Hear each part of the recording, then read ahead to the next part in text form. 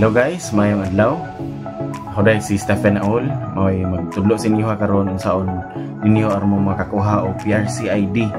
So kadtong maguhay pa nga nakapasar o adunay balak nga magkuha og PRC ID, na ako nga mo giya sa inyo ha. Katong sugdan. Sa dili pa mo moadto sa PRC office, kinahanglan nga na mo'y online appointment, kinahanglan na mo'y schedule o mahitabo na siya ngadto ra pod sa Liris. So nasayod na mo kung unsa nang Liris, ngadto mo mag-online transaction, makapas-schedule. So ngadto sa Liris, adto ra mo sa transaction, mag-initial registration mo ngadto. So ipamputang ninyo kung unsa tong mga inyong profession, na application number, so dapat dili ninyo makalimtan.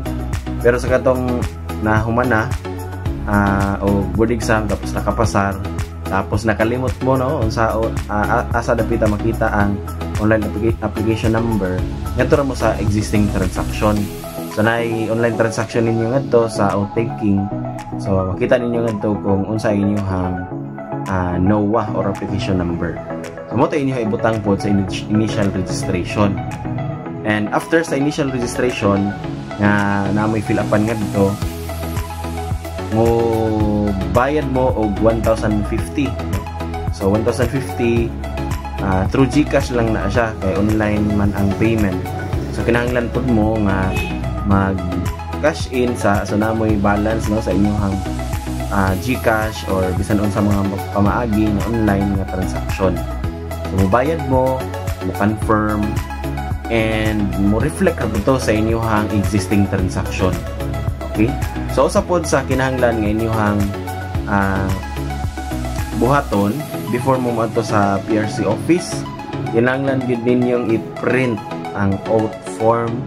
And remember, oath form nga walay QR. Okay? So oath form nga walay QR, asa man na nato makita?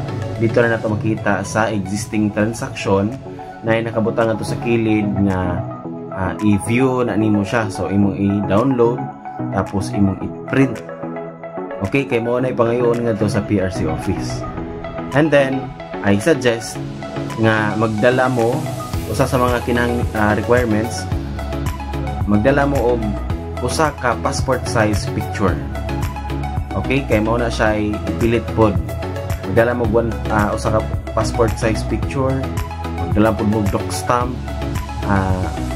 printed nga out form nga walay QR, and one short brown envelope. Okay? So dala-dala na ninyo o muadto mo sa PRC office according sa inyong gipa schedule o sa adlaw nga inyong i-appoint. Okay. So mato mo sa PRC office, mga kag assistance ngadto sa clerk. So usa sa iyang ihatag kay kadtong i-form nga kinahanglan ninyo fill upan.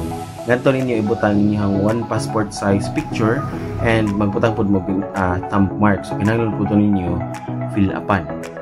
After nga inyong ma-fill upan, inyo tong ipasa tanan no out form nga ay walay QR, nga kinahanglan pud ma-fill upan, o katong form nga gihatag nga fill upan pod doc stamp, and kinahanglan pod mo og one physical ID. So valid ID no, any ID nga valid, pwede driver's license, national ID, bisan unsa nga ID nga valid.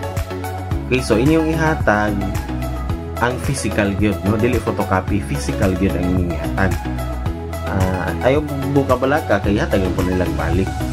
Okay, so after nga na pasa na nimo tanan ang imong buhaton, imong i-pass no, maghulat ka og mga 30 minutos o 20 minutos siguro, dali ra man pud to siya. Okay, so ikaw man tawgon mo, then inyong ibutang ang inyong pangayoon ang inyong signature. So magbutang mong signature and maghulat og mga pila ka minuto, mahatag na ang inyong PRC ID. So hinaot nga natabangan mo na ho, o I am praying that your journey ma-successful gyud no inyong mga kinabuhi. Salamat.